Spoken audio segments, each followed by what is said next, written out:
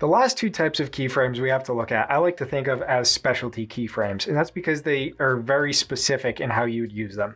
They are hold keyframes and roving keyframes.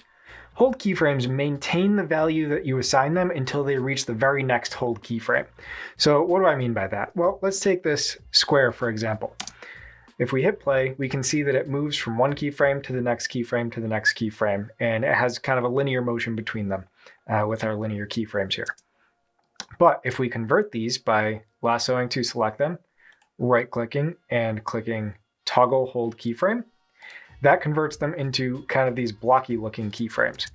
And now the block maintains position on one keyframe until the timeline hits the next keyframe and it moves, and it hits the next keyframe and it moves.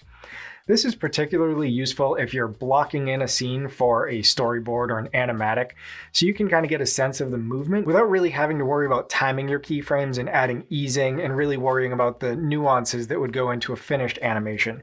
This is also really useful for character animation, so you can kind of go pose to pose and see how your character is going to look when it's moving, and then you can convert those to linear or ease keyframes to get the specific nuanced motion that you'd like. Our last keyframe to go over is a roving keyframe. Now, a roving keyframe takes the keyframes that you assign it and it scales them proportionally between the first and last keyframes that you have. So what do I mean by that? Let's take a look at this roving keyframe example. Here we have our circle. It's moving between these 4 position keyframes here: first, second, third, and fourth. Now, how do we convert these to roving keyframes?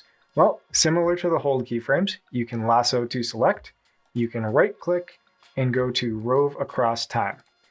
Now that converts our 2 middle keyframes. It can be 2 keyframes, 4 keyframes, 10 keyframes, but you do have very definitive start and end keyframes that right here you can see are still linear. So it converts our keyframes in the middle to these little circle dots here.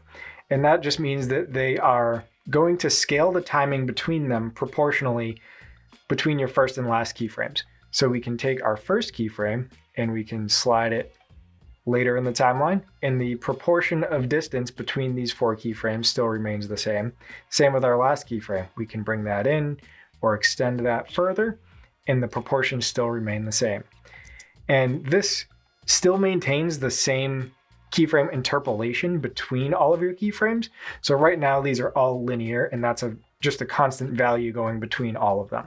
But the cool thing about roving keyframes is you can actually take them, and if you convert them to eased keyframes by hitting F9 on your keyboard, and you go into your graph editor and our speed graph, you can actually adjust the keyframe interpolation of all of your keyframes at once. So the entire movement can have an ease to it instead of just one keyframe to the next keyframe to the next keyframe. There are other ways to do a sort of roving keyframe without actually having to convert your keyframes to roving keyframes. So if we undo that creating roving keyframes that we had before and go back to our linear keyframes, you can select those keyframes, and if you hold down Option on a Mac or Alt on a PC and click your furthest keyframe, you can drag that in or out, and it still maintains the proportion between those keyframes, but you do lose that ability to go into your speed graph editor and add the specific easing you want for the entire movement. It also works with the furthest forward keyframe. It does not work if you grab a middle keyframe though, because that will just shift the entire animation.